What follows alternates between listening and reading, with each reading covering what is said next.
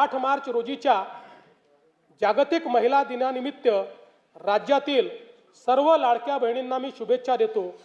मुख्यमंत्री माझी लाडकी बहीण ही योजना अशीच सुरू राहणार आहे व या योजनेकरता आवश्यक ती भरीव तरतूद करण्यात आलेली आहे।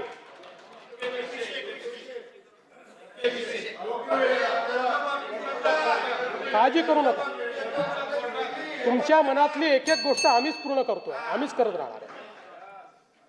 फक्त कोर्टात जाऊ नका, योजनेच्या विरुद्ध कोर्टात जाऊ नका।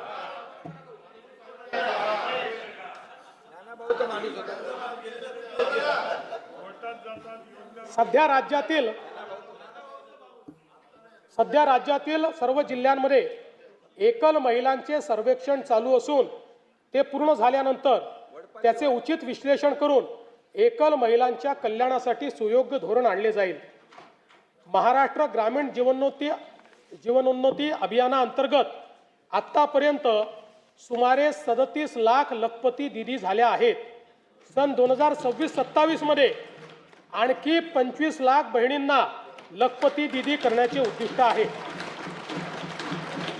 महाराष्ट्र राज्य ग्रामीण जीवनोन्नती अभियानाअंतर्गत स्थापन करण्यात आलेल्या महिला स्वयंसहायता समूहांच्या वस्तू व उत्पादन विक्रीसाठी हक्काची बाजारपेठ मिळवून देण्याकरता पहिल्या टप्प्यामध्ये 13 जिल्ह्यांमध्ये उमेद मॉल जिल्हा विक्री केंद्र उभारणीस मान्यता देण्यात आलेली आहे।